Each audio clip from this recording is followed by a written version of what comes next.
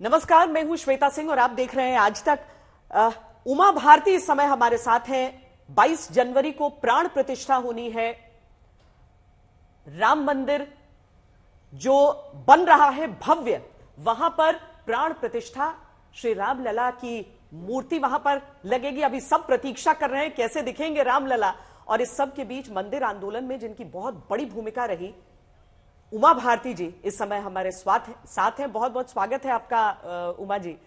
ये बताइए कि 22 तारीख की प्रतीक्षा किस तरीके से कर रही हैं आप?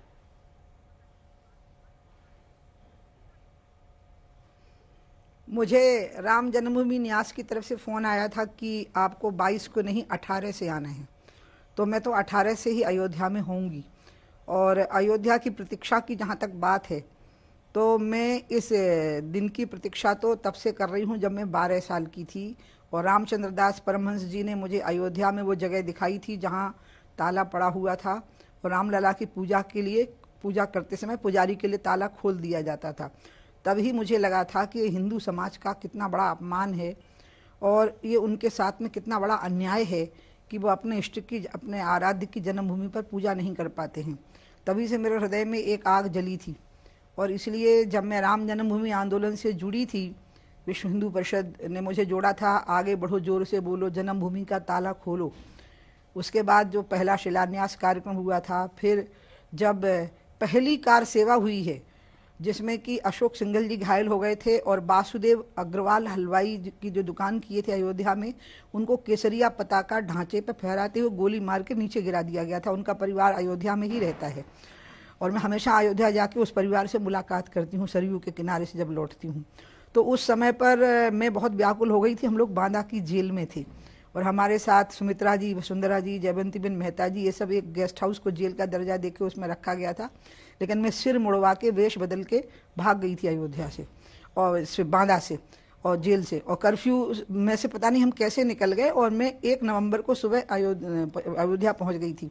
फिर 2 नवंबर की कार सेवा जो हुई है, जो सबसे विशिष्ट मानी जाती है अपनी शहादत के लिए, क्योंकि राम और शरद भी एक जत्थे में थे और एक जत्थे का नेतृत्व मुझे दे दिया गया था जिसमें गोलियां चली थी। हम सब लोगों को भीषण लाठी चार्ज का सामना करना पड़ा था, जिसमें प्रोफेसर अरोड़ा की भी शहादत हुई थी, राम और शरद कोठारी की भी शहादत हुई थी। और वो कार सेवा में एकदम खून खराबा हुआ था और वो एक शौर्य और शालीनता का एक प्रदर्शन हुआ था।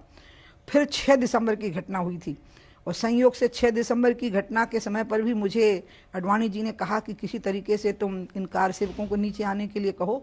तब भी मुझे ढांचे के पीछे राम और शरद की माँ खड़ी हुई मिली थी और उन्होंने वहाँ मुझे खदेड़ दिया था वहाँ से। और बहुत सारी भीड़ मुझे जय श्री राम का नारा लगा के वापस उसी मंच पर छोड़ गई थी जहाँ पर हम लोग थे। इसलिए आप समझ सकती हैं कि मेरे को कई बार ऐसा लगा था कि आज तो मर ही जाना है। और मरने में बहुत इस कल्पना से खुशी होती थी कि मैं अयोध्या की गलियों में मर जाऊंगी, क्योंकि मुलायम सिंह ने कहा था कि गोली मार दी जाएगी, परिंदा भी पर नहीं मार पाएगा। तो हम तो मान के चलते थे कि गोली लगेगी और हम मरेंगे।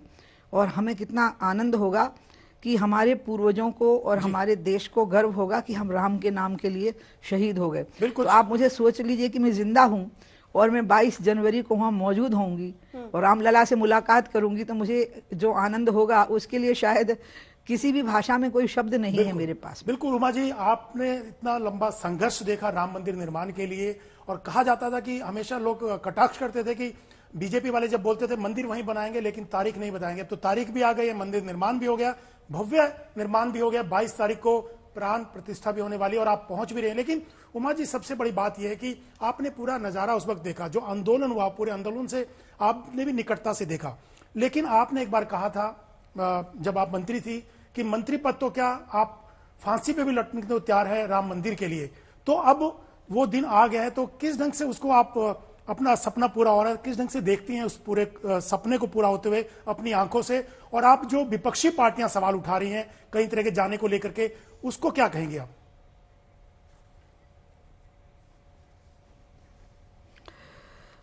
सबको निमंत्रण दिया गया है, कुछ लोगों को निमंत्रण अगर नहीं मिला है तो उसके कुछ कारण होंगे। और जैसा माननीय प्रधानमंत्री जी ने अपील की है कि देशवासी इस आनंद के उत्सव को मनाएं और सभी लोग अपने घर में ही रह करके मनाएं, और जिनको आमंत्रण दिया गया है सिर्फ वही लोग अयोध्या पहुंचे। राम की मंदिर का जो निर्माण हुआ है उसके ऊपर हमारा कोई कॉपीराइट नहीं है, जो भी चाहे उसका आनंद मना सकता है। लेकिन एक बात आप ध्यान में रख लीजिएगा कि हम लोगों ने कभी भी राम को राजनीति से नहीं जोड़ा है। जब 1993 का विधानसभा का चुनाव हुआ 6 दिसंबर के बाद, जब हमारी सरकारें गिरा दी गई थी लोकतांत्रिक तरीके से, तो उन चुनाव में हम सभी राज्यों में हार गए थे, राजस्थान को छोड़ के। लेकिन जब हमारा दूसरा घोषणा पत्र बना तो हमने उसमें भी राम मंदिर का निर्माण रखा। हमने उसको सरकारें गिराने व बनाने से नहीं जोड़ा। तो इसलिए जो राजनीतिक दल आज असमंजस में है कि हम जाएं या ना जाएं, उसका कारण है कि उन्होंने राम को वोट के नजरिए से देखा, राम मंदिर को भी राजनीति के नजरिए से देखा। हमने राम मंदिर को सिर्फ आस्था के नजरिए से देखा और हमने इसको कभी भी आस्था का टकराव नहीं माना, क्योंकि हिंदुओं के लिए राम मंदिर आस्था का केंद्र है, लेकिन मुसलमानों के लिए वो विवादास्पद ढांचा आस्था का केंद्र नहीं है। मुसलमानों के लिए तो आस्था का केंद्र मक्का मदीना है। अगर मक्का मदीना पर कोई कब्जा करेगा या उसको तोड़ेगा तो हम भी उनका साथ देंगे कि वो वहां पर पुनर्निर्माण करें। इसलिए मक्का मदीना और अयोध्या की तुलना हो सकती है, लेकिन विवादास्पद ढांचे की और राम मंदिर की तुलना करना, उसको आस्था का टकराव जो बताया गया था, वही बहुत बड़ी गलती की थी। इसलिए आज अगर वामपंथी विचारधारा के लोग या समाजवादी विचारधारा के लोग या अन्य लोग अगर आज इस बात को लेकर के अंजसमस में है कि वो खुशियां मनाए कि ना मनाए, वो जाएं कि ना जाएं, उसका कारण है उनकी बुद्धि वोट के भ्रम का शिकार हो गई है। इसके कारण वो ऐसा कर रहे हैं, वो कंफ्यूजन में है। हम कभी कंफ्यूजन में नहीं थे, हमारा क्लियर था कि आस्था का टकराव नहीं है, क्योंकि बाबरी ढांचे का और अयोध्या का कोई आपस में मेल नहीं हो सकता है।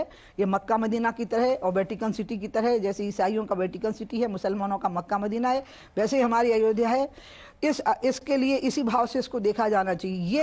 ये असमंजस इनके मन में बहुत बड़ा रहा, इसलिए वो अपने असमंजस के शिकार हो रहे हैं। हम क्लियर हैं। आप भी कह रही हैं कि उस समय में आपको ये मन में था कि गोलियां चल रही हैं, गोली लग सकती है। हम एक तस्वीर भी आपकी दिखा रहे हैं, बहुत पुरानी तस्वीर, उसी समय की तस्वीर, एकदम युवा उमा भारती। मन में कभी भी आपके कभी वो डर नहीं आता था, ये दहशत नहीं आती थी कि सामने सरकार खड़ी है, गोलियां चला देगी और गोलियों से छलनी होकर कई कार सेवक गिरते भी थे। उसके बीच में वो कौन सी बात थी जो उमा भारती सोचती थी कि प्राण भले चले जाएं लेकिन राम आए?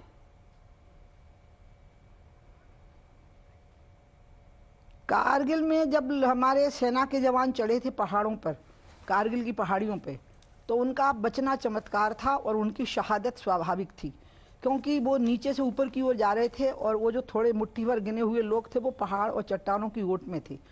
वो सेना के जवान के मन में जो भाव होता है कि मुझे उसको अपना तिरंगा दिखता है, उसको अपनी जान नहीं दिखती है। हमारे लिए भी राम मंदिर आस्था का प्रतीक तो है, राष्ट्रीय अस्मिता का प्रतीक था। तो जो सेना के जवानों में शहादत का भाव होता है, वही भाव हमारे मन में था। हमें राम मंदिर दिख रहा था, आस्था दिख रही थी, अपना अपमान दिख रहा था जो हम सदियों से झेल रहे हैं, और अपनी जान की तो कोई कीमत ही नहीं थी। मेरे को 3 बार लगा था कि मैं मर सकती हूँ, जैसा कि मैंने आपको बताया। मुझे 6 दिसंबर के दिन भी लगा कि अब मैं जहाँ खड़ी हूँ यहाँ गोली चालन के आदेश पे अगर लोग मरेंगे तो मैं भी उनमें से एक होंगी।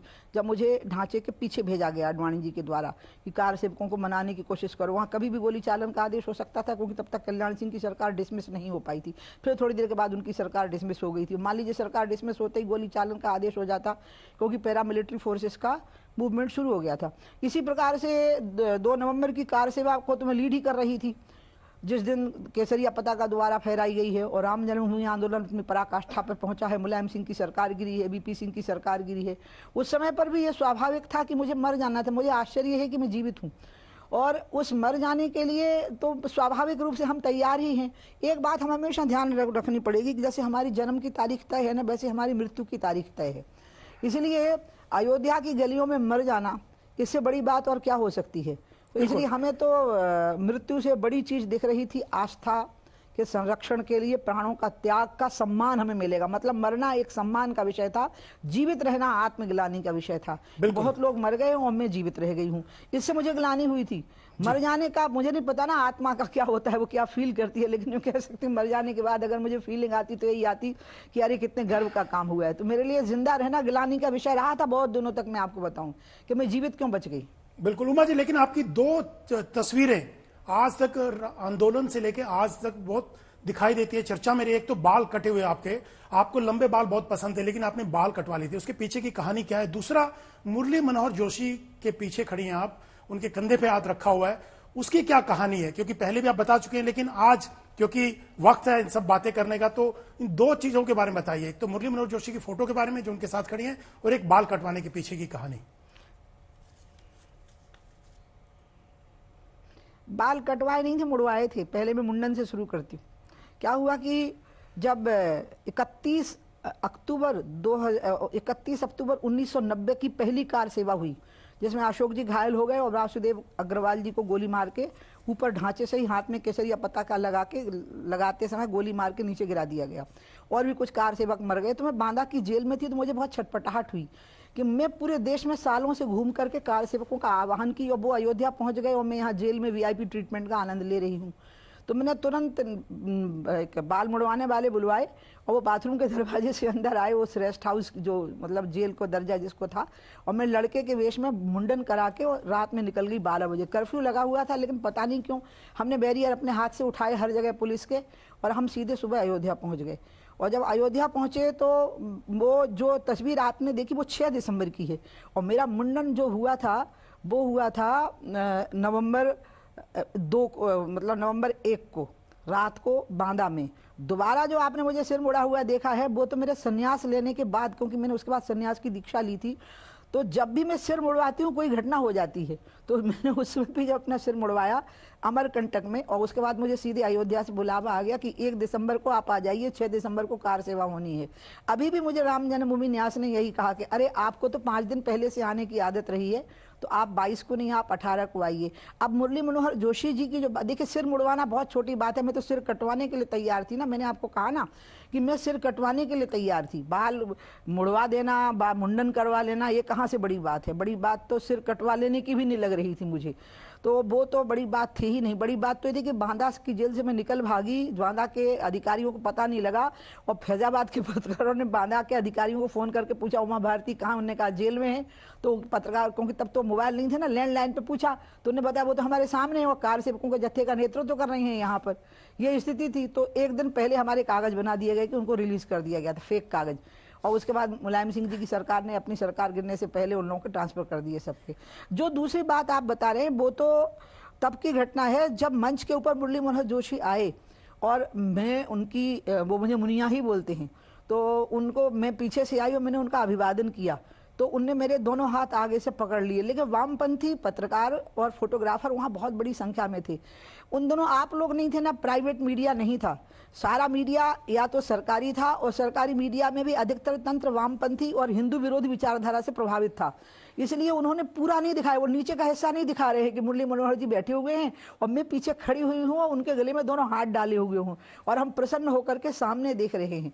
लेकिन जब पूरा दिखाएंगे तो समझ में आ जाएगा। और बनाया ऐसा गया कि जब बाबरी ढांचा गिर गया तो मैंने मुरली मनोहर जोशी जी के गले में हाथ डाल के डांस किया, और मुरली मनोहर जोशी जी मुझे कंधे पे बिठाए हुए थे। ये जो बात थी, ये फोटो मुझे कभी भूलता नहीं है। और मुझे लिब्रान कमीशन में भी ये बात बतानी पड़ी कि या तो फोटोग्राफर को कहिए कि पूरा फोटो दिखा दे तो असलियत सामने आ जाएगी। बाबरी ढांचा गिरा था शाम को करीब 5:30 बजे, और जब पूरा गिर गया तो राजमाता विजयाराजे सिंधिया जी का हाथ पकड़ करके वो मुझे कहने लगी, वो मंच पर ही थी, कि मुझे ले चलो ना। तो मैं उनका हाथ पकड़ के वहां पर ले गई, तो रामलला बैठे हुए थे। ईंटों का एक छोटा सा मंदिर अपने हाथ से ही, पता नहीं CRPF के जवानों ने ही और PSC के जवानों ने ही वहां बना दिया था। तो हमने वहां जाकर के मत्था टेका था। और मैं उस घटना को कभी भूल नहीं सकती हूँ कि कैसे हम लोग वहां पहुंचे, और मैंने जो अद्भुत दृश्य देखा कि जो हम पे गोली चलाने के लिए आए थे वही जूते उतार उतार के प्रणाम कर रहे थे रामलला को, और एक ईंट नहीं बची थी।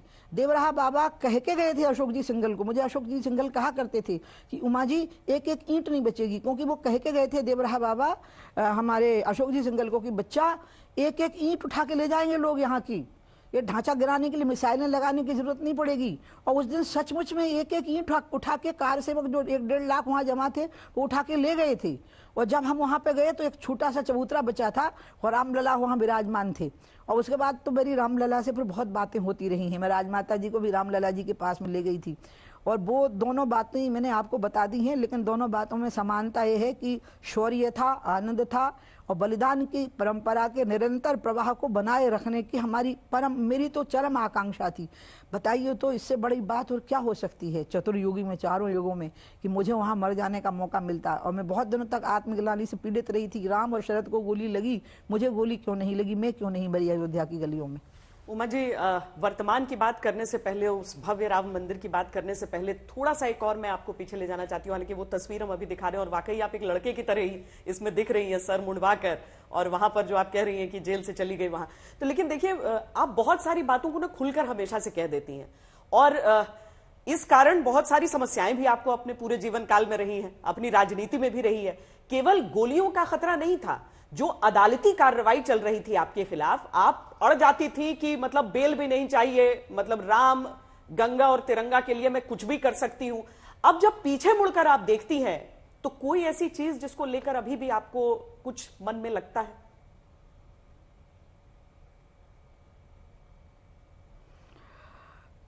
जब हमको चार्जशीटेड किया गया था पहली बार, जब सीबीआई ने सब मामले को अपने हाथ में लिया, तो अडवाणी जी ने, आज मैं आपको खोले दे रही हूँ कि अडवाणी ने, उस समय अडवाणी जी होम मिनिस्टर थे, पार्लियामेंट में बैठे हुए थे, तो उन्हें इस्तीफा लिख के दे दिया था अटल जी के हाथ में।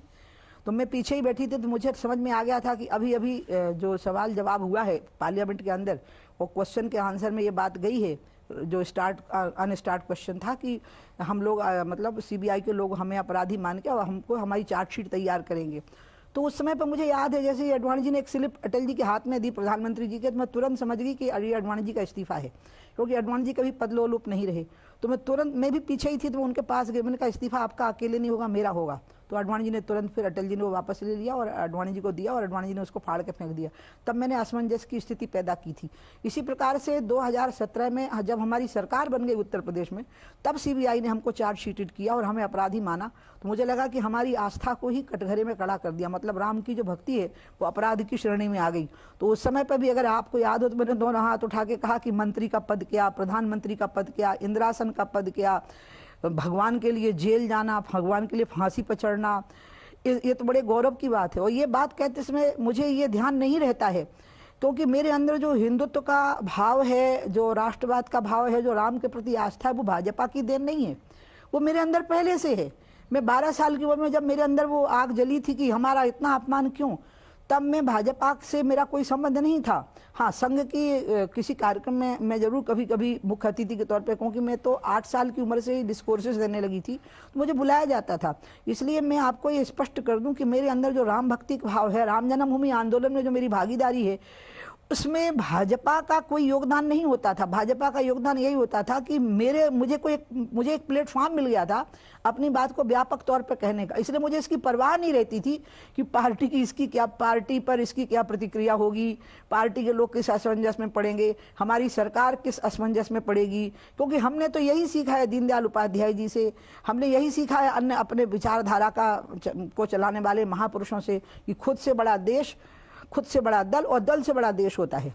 इसलिए जब देश की बात आवे तब दल का हित नहीं सोचना है, और जब दल के हित की बात आवे तो खुद का हित नहीं सोचना है। और ये बात मैंने रट्टू तोते की तरह रटी नहीं है, इसको मैं मानती थी, इसमें मेरी आस्था थी। इसलिए आपको लगा होगा ये सही है, कई बार शर्मिंदगी की स्थिति पैदा हो जाती थी, अटल जी के समय पर भी हो जाती थी, मोदी जी के समय पर भी हो गई थी। अमित शाह जी ने फिर मुझे रोका, जब मैंने कहा ना, जब हम चार्जशीटेड हुए, मैंने कहा मैं क्रिमिनल हूं तो भैया मेरा इस्तीफा होने दो, फिर एक क्रिमिनल मंत्री कैसे रह सकता है, और मुझे अयोध्या जाने दो। तो उन्होंने मुझे रोका कि नहीं, अयोध्या नहीं जाना, मैं आज खोल रही हूँ। मैंने उस दिन घोषणा कर दी थी कि मैं रात को अयोध्या जाऊंगी, तो नहीं गई। फिर मैं मान ली उनकी बात, क्योंकि उन्होंने मेरे को कहा कि राम जन्मभूमि, इसमें अमित शाह ने मुझे स्पष्ट कहा उस दिन, जैसे ही प्रेस कॉन्फ्रेंस खत्म हुई थी। मैं 2-3 बातें आज पहली बार खोल रही हूँ। जैसे अडवाणी जी ने इस्तीफा लिख के पार्लियामेंट में ही दे दिया था होम मिनिस्ट्री के पद से, और जब मैंने कहा कि मैं भी दूंगी और बहुत लोग देंगे, 3-4 लोग और दे सकते हैं, तब फिर वो उन्होंने वहीं फाड़ दिया। फिर इसी प्रकार से इसमें भी जैसे ही मैंने, अगर आपको याद हो तो 2017 अप्रैल के महीने में जब हम चार्जशीटेड हुए, अपराधी साबित हुए, और फिर हमारा ट्रायल शुरू होना था, तो मैंने कहा ट्रायल शुरू करो, तो फिर एक मिनिस्टर पे हमें रहने का हक नहीं है। तो अमित जी ने मुझे घर पे बुलाया और मैंने अमित की गहन आस्था को देखा। उन्होंने कहा कि दीदी, राम मंदिर बन के रहेगा, आप इस मन से, इस हट को तोड़ दीजिए कि आज आपको अयोध्या जाना है। तो मैंने कहा आप कैसे होगा, तो उन्होंने कहा हम कह देंगे, रामलाल जी वहाँ थे, उनका रामलाल जी आप कहिए कि दिल्ली में उनकी कुछ सभाएं होनी हैं, और सही में दिल्ली में नगर निगम के चुनाव थे, मेरी सभाएं करा दी गई फिर। तो इसलिए ऐसा हुआ है कि मैंने पार्टी को कई बार असमंजस की स्थिति में डाला है, वो आज मैं क्लियर कर रही हूँ कि उससे निकालने का रास्ता भी पार्टी ने ही ढूंढा, फिर अटल जी ने ढूंढा और अमित शाह जी ने ढूंढा, मैंने नहीं ढूंढा। बिल्कुल उमा जी, हाँ, जब ये पूरा इंसिडेंट हुआ था, अमित शाह से आप मिलने गई थी और आपने कहा था मैं अयोध्या जाऊंगी, मैं भी उस वक्त आपके पास आपके घर पे मौजूद था प्रेस कॉन्फ्रेंस के बाद और आपका इंटरव्यू किया था। लेकिन उमा जी, आपने कहा कि आपको विश्वास दिलाया गया था कि आप वहां मत जाएं, राम मंदिर बन के रहेगा। तो आपको लगता है कि 2014 के बाद जब प्रधानमंत्री बने नरेंद्र मोदी और बीजेपी की सरकार मोदी जी के नेतृत्व में आई, उसके बाद से थोड़ा तेजी आई पूरी प्रोसेस में, राम मंदिर को लेकर के जो मामले चल रहे थे, चाहे अदालतों में हो, उसके बाद तो आपको लगता है क्रेडिट मोदी सरकार को जाता है? और भव्य राम मंदिर ही नहीं, जो कि बीजेपी हमेशा से कहा करती थी, बल्कि पूरी अयोध्या का जो नक्शा बदल गया है, पूरा विकास जो हुआ है, एयरपोर्ट से लेके एयरपोर्ट, रेलवे स्टेशन, सड़कें और तमाम विकास, पूरा नई अयोध्या दिखाई दे रही है। तो आप क्रेडिट किसको देना चाहेंगे? मैं सबसे पहला क्रेडिट तो उन कार सेवकों को देना चाहूंगी जिन्होंने वहां अपनी आहुति दे दी, जिसमें वासुदेव हैं, जिसमें प्रोफेसर अरोड़ा हैं, जिसमें शरद कोठारी बंधु हैं, और बहुत सारे महाराष्ट्र के भी कार सेवक थे जिनकी शहादत हुई है, जो 31 अक्टूबर की कार सेवा में भी हुई है, 2 नवंबर की 90 की कार सेवा में भी हुई है, और 6 दिसंबर की कार सेवा में भी हुई है। सबसे बड़ा योगदान उन कार सेवकों का है जिनके हम नाम नहीं जानते, जिनके गाँव नहीं जानते, और उनको मैं सल्यूट करूंगी, पूरा देश उनको सल्यूट करे, पूरी दुनिया उनकी सल्यूट करे। और मैंने राम जन्मभूमि न्यास को कहा था कि सबसे पहले उन परिवार के लोगों को आप दर्शन कराइए रामलला के, जिन परिवारों में ये बलिदान हुए हैं। अब इसके बाद की जो स्थितियां बनी हैं वो कोर्ट ने निर्णय दिया, लेकिन कोर्ट के निर्णय से देश के वातावरण को बिगाड़ने की पूरी तैयारी थी उस समय पर कांग्रेस की और वामपंथियों की। लेकिन जिस प्रकार से पूरे देश के वातावरण को संभाला प्रधानमंत्री जी ने, और एक वातावरण बनाया गया भारतीय जनता पार्टी के अंदर अमित शाह जी के द्वारा, अमित शाह जी उस समय पर राष्ट्रीय अध्यक्ष थे, और जो वातावरण बना, जब फैसला हुआ, फिर वो गृह मंत्री भी थे और उधर उत्तर प्रदेश में मुख्यमंत्री थे, उस समय पर हिंदू और मुसलमानों ने मिलकर के राम जन्मभूमि पर मंदिर के निर्माण के फैसले को जो स्वीकार किया है, उसका जो माहौल बना है, और आस्था को राजनीति से परे और सत्ता से परे जो स्थापित किया है, वो मोदी जी के वो साष्टांग ने किया है।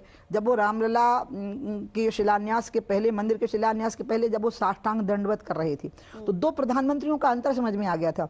जब नेहरू ने कहा था कि I am a Hindu by accident, मैं तो दुर्घटनावश हिंदू बना हूं, और ये बात रिकॉर्ड में है, इसलिए इसको कोई काट नहीं सकता। और एक ये प्रधानमंत्री है जो हनुमानगढ़ी जी के हनुमान को और जो रामलला को साष्टांग प्रणाम कर रहा है।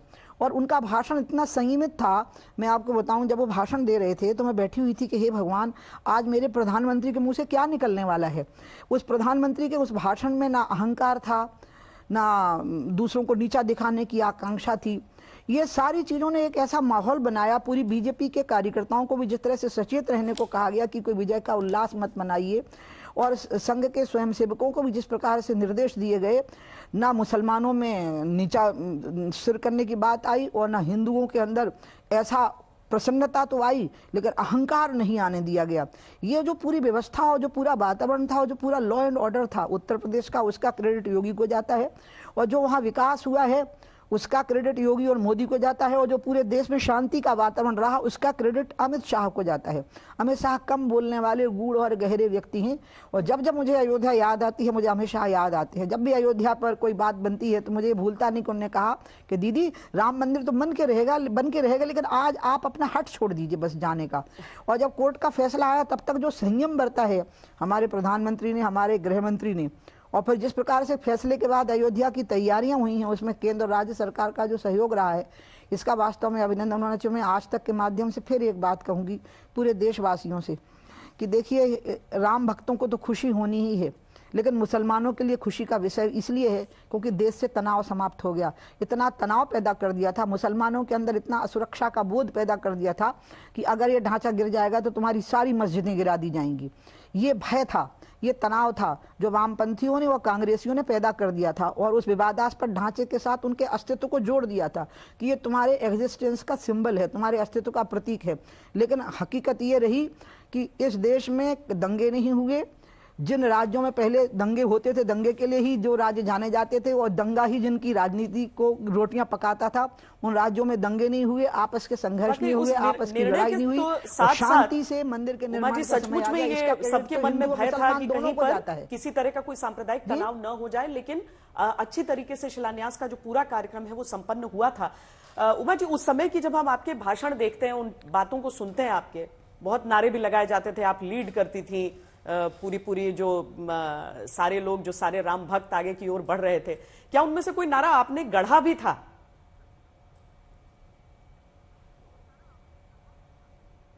नहीं, मुझे नारे लगाने की आदत नहीं है, ना तो मैं नेताओं का जिंदाबाद लगाती हूँ और ना मैं कभी कोई नारा लगाती हूँ। हाँ, मेरे आसपास के लोग नारे लगा रहे होते हैं, मैं खुद शायद ही कभी कोई नारा, हाँ जय श्री राम मुंह से निकल जाए बस इतना हो सकता है, या जय बजरंगबली, पर दो ही बातें निकलेंगी। और पहले मेरी आदत बड़ी खराब हो गई थी, मैं भाषण देने से पहले मिनिस्टर भी हो गई थी, तब भी जय बजरंगबली और जय श्री राम बोलती थी। फिर मुझे भाजपा के नेताओं ने समझाया कि प्लीज जब राजनीतिक भाषण करती हैं तो जय श्री राम जय बजरंगबली बोल देने से हमारी मतलब आलोचना हो सकती है, कोशिश करिए। तो मैं जय श्री राम और जय बजरंगबली बोलती हूँ, नारा लगाने का स्वभाव नहीं है मुझे। चापलूसी, चमचागिरी, साजिश और नारे लगाना ये मेरी राजनीतिक आंग नहीं रहा। राम भजन मैं गाती हूँ, और जब मैं प्रवचन करती थी तो वो कथावाचक नहीं थी ना, मैं डिस्कोर्सेस देती थी, प्रवचन 45 मिनट का, तो उसके अंत में मैं एक भजन जरूर गाती थी। और इसलिए मुझे आश्चर्य है कि मैं जो भजन जो मेरा सबसे प्रिय था वो यही था, राम का नाम लेकर जो मर जाएंगे वो हमारा नाम दुनिया में कर जाएंगे। तब मुझे पता नहीं था कि मैं उसमें शामिल होने वाली हूँ, कि मैं मरने के लिए तैयार बैठी हूँ। तो आज वो भजन गुनगुना दीजिए हाँ इस मौके पर। अशोक, क्या कह रहे हो? मैं ये कह रहा हूँ उमा जी, वो भजन जो आप गुनगुनाती थी, गाती थी, आप आज इस मौके पर गा दीजिए। आपने इतनी, हाँ, आप पता है अभी जब मुझे बोल रहे हो तो मेरे अंदर खून इतना गर्म है कि मैं भी कारगिल पर चढ़ रहा सैनिक हूँ, पहाड़ियों पर चढ़ती जा रही हूँ कारगिल की, और ऊपर मुझे राम मंदिर और उनकी ध्वजा दिखाई दे रही है। अब आप कह रहे हो मैं गाने लग जाऊं ऐसे में जब मेरे हाथ में तोप है। चलिए मैं कोशिश करती हूँ। राम का नाम लेकर जो मर जाएंगे वो अमर नाम दुनिया में कर जाएंगे। राम का नाम लेकर जो मर जाएंगे वो अमर नाम दुनिया में कर जाएंगे।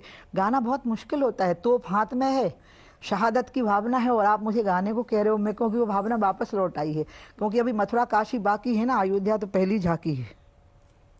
नहीं, पर आपने साथ में ये भी कहा दीदी कि बहुत डराया जा रहा था मुसलमानों को। अब वो तो वैसे ही कह रहे हैं कि प्लेसेस ऑफ वर्शिप एक्ट को लेकर रोज सवाल उठ जाता है। वो कहते हैं कि मुसलमान भाइयों को अब मस्जिदों को बचाना चाहिए क्योंकि कुछ भी हो सकता है, उन्हें सतर्क रहना चाहिए।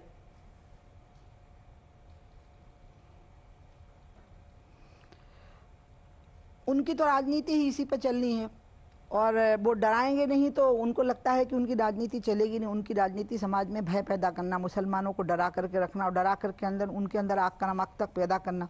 लेकिन उन्हें विश्वास हो गया है, योगी मुख्यमंत्री बने, उत्तर प्रदेश दंगों का राज्य माना जाता था, दंगे नहीं हुए। मध्य प्रदेश में लंबे समय सरकार रही, हमारी कई राज्यों में सरकार रही, देश में सरकार रही, और जो भी केंद्र सरकार की योजनाएं रही उसमें हिंदू मुसलमान सबको समान रूप से लाभ मिला। इसलिए ये जो भय का वातावरण बना करके रखा गया था ये एक सच्चाई थी। और मैं आपको एक बात बताऊं, ये बात मैंने जब वर्शिप प्लेस का विधेयक आया था तो प्रथम वक्ता मैं ही बनाई गई थी पार्लियामेंट में। 91 में नरसिंहा राव जी की सरकार थी और अडवाणी जी ने कहा था कि उमा इस बहस को ओपन करेगी। तभी मैंने कहा था कि ये जो 3 स्थान हैं, अयोध्या, मथुरा और काशी, ये वैसे ही हैं जैसे वेटिकन सिटी ईसाइयों की और मक्का मदीना मुसलमानों का, और रामकृष्ण और शिव वैसे ही हैं जैसे ईसा मसीह ईसाइयों के लिए और हजरत मोहम्मद साहब मुसलमानों के लिए। तो इसी प्रकार से हमारे लिए अयोध्या, मथुरा और काशी हैं, इसी प्रकार से हमारे लिए रामकृष्ण और शिव हैं, इसी प्रकार से हमारे लिए गीता, वेद और पुराण हैं। और हम परस्पर एक दूसरे की भावनाओं का सम्मान करें, इसलिए इन तीनों को वापस बाहर कर लीजिए। अयोध्या तो बाहर कर दी गई थी डिस्प्यूटेड मान करके, डिस्प्यूटेड स्ट्रक्चर मान के, लेकिन मथुरा और काशी को उस विधेयक के अंदर कर दिया गया था। मैंने तब भी ये बात कही थी, और इसलिए मैं आज भी मैं ओवैसी साहब को भी कहूँगी कि वो मुसलमानों की गरीबी, मुसलमानों की बेरोजगारी, मुसलमानों के पिछड़ेपन को मुद्दा बना करके राजनीति करें। वो एक पढ़े लिखे आदमी हैं और वो भी इस बात को अच्छी तरह से समझते हैं कि ये तीनों हमारे आस्था के केंद्र हैं, अयोध्या, मथुरा और काशी। इसके अलावा जो स्थान हैं उन स्थानों को लेकर के कभी कोई बात नहीं कहना है। ये बात स्पष्ट है और हमारे मन के अंदर स्पष्ट है, और इसकी हमें कोई गारंटी देने की जरूरत नहीं है। इसकी सबसे बड़ी गारंटी यही है कि जिस दिन से अयोध्या का फैसला हुआ है तब से क्या किसी मस्जिद के ऊपर एक पत्थर भी किसी कार सेवक ने या किसी राम भक्त ने मारा है? क्या कहीं भी कोई हिंसात्मक घटना हुई है? क्या कहीं भी कोई उग्र प्रदर्शन हुआ है? राम जन्मभूमि का इतना बड़ा आंदोलन हुआ था, मैं आपको बताऊं, और ये शुरू हुआ था कहां से? गुजरात से, और इसके आर्किटेक्ट थे नरेंद्र मोदी जी, और रथ पे अडवाणी जी के साथ में थे प्रमोद महाजन जी, और इसका जो प्रारंभ हुआ था तब नरेंद्र मोदी जी गुजरात के संगठन मंत्री थे, और सोमनाथ में इसकी पूरी जो आर्किटेक्ट की रचना थी इस यात्रा की पूरी नरेंद्र मोदी जी की थी। पूरी यात्रा हुई, गोलियां चली, कार सेवक मरे, लाखों लोग जेलों में ठूसे गए, लाठीचार्ज के शिकार हुए, लेकिन कभी भी कोई भी एक भी पुलिस की गाड़ी पर हमला हुआ? उस पूरे आंदोलन में जो आंदोलन चला है 85 से, और जिसका अंतिम स्वरूप देखने को मिलेगा 22 को, इस बीच में कभी भी किसी भी उग्र हिंदू ने क्या सिपाहियों को, पुलिस को, किसी मस्जिद के ऊपर कभी भी हमला किया? खाली गोलियां खाई, लाठियां खाई, अपनी लाशें बिछाई। शौर्य हमारे अंदर था, लेकिन शौर्य के साथ शालीनता थी, संयम था और धैर्य था। इसलिए इस बात को ओबीसी समझते हैं अच्छी तरह से, क्योंकि उनके पूर्वज भी हिंदू थे, इसलिए वो अच्छी तरह से हमारी मानसिकता को समझते हैं। इस बातचीत को यहाँ पर सलाह दूंगी, मेरे भाई हैं वो कि जी उमा जी, बहुत बहुत धन्यवाद आपका। आपने बहुत सारी बातें साझा की हैं, और कम से कम जी